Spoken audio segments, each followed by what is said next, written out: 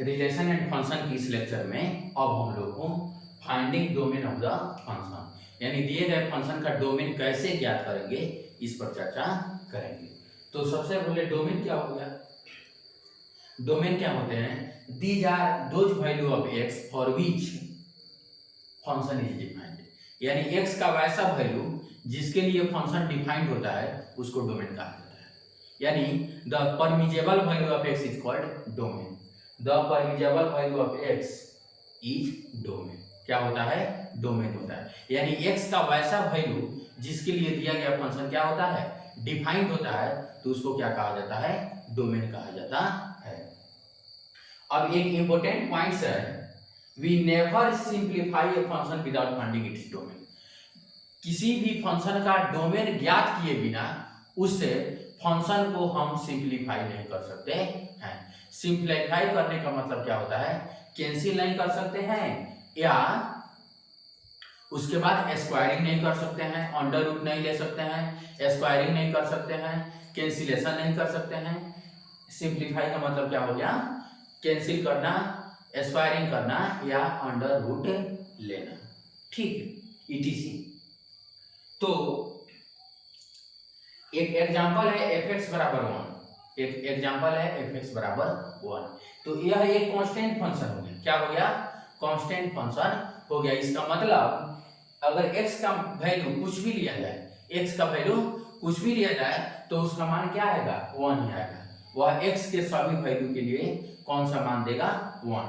यानी x बराबर 2, f2 बराबर भी 1, f3 बराबर भी 1, f4 बराबर भी 1, f0 बराबर भी 1, f-1 बराबर भी 1। यानी x के सभी वैल्यू के लिए उसका मान क्या होगा, 1 होगा। वह एक कांस्टेंट फंक्शन होगा। यानी x belonging to real number, real number का मतलब क्या होगा, -∞ टू +∞। तो -∞ टू +∞ के लिए इस कांस्टेंट फंक्शन का वैल्यू क्या होगा, कांस्टेंट फंक्शन। अब जैसे fx बराबर x/x हो जाए, fx बराबर x/x हो जाए और x से x को कैंसिल कर दिया जाए तो उसका मान क्या आएगा, 1 आएगा। तो क्या यह और वो दोनों क्या है, बराबर ही है? नहीं। क्यों? क्योंकि बिना डोमेन को ज्ञात किए, without finding the domain we can not simplify the function. बिना डोमेन को ज्ञात किए हम फंक्शन को सिंप्लीफाई ही नहीं कर सकते हैं। तो यदि डोमेन को हम ज्ञात करने चलेंगे तो डिनोमिनेटर का नेवर भी 0, डिनोमिनेटर कभी 0 नहीं होगा, यानी x का मान कभी 0 नहीं होगा। यानी f0 is not defined, f0 is not defined. ये इसका मतलब x का वैल्यू क्या होगा, r-0। यानी x is defined for all real number except 0। यानी 0 को छोड़ दिया जाए तो बाकी सभी रियल नंबर के लिए यह फंक्शन क्या है, डिफाइंड है। एक अगला सवाल है कि fx बराबर x-2 है, gx बराबर √x-2 का होल स्क्वायर है। तो क्या fx और gx आइडेंटिकल हैं? fx and gx are identical. तो यदि fx बराबर x-2 हो तो इसके लिए x का सभी वैल्यू क्या होगा, परमिजेबल होगा। यानी डोमेन क्या हो जाएगा, x belonging to real number हो जाएगा। यानी डोमेन बराबर क्या हो जाएगा, डोमेन क्या हो जाएगा, -∞ टू +∞। इट मींस यह x के सभी वैल्यू के लिए क्या है, डिफाइंड है। x के सभी वैल्यू के लिए क्या है, डिफाइंड है। लेकिन यदि gx को देखा जाए तो सबसे पहले हम बताए थे कि x-2 का मान क्या होगा, ऑलवेज ग्रेटर देन और इक्वल टू 0 होगा। ग्रेटर देन और इक्वल टू यानी x का मान क्या होगा, 2 से बड़ा या बराबर होगा। इसका मतलब x belonging to close interval 2 से इंफिनिटी।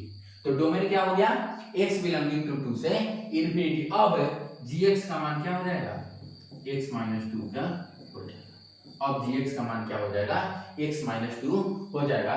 यानी x का मान 2 से बड़ा होना चाहिए। तो gx से अगर x के लिए 1 लिया जाए तो यह क्या होगा, नॉट डिफाइंड होगा।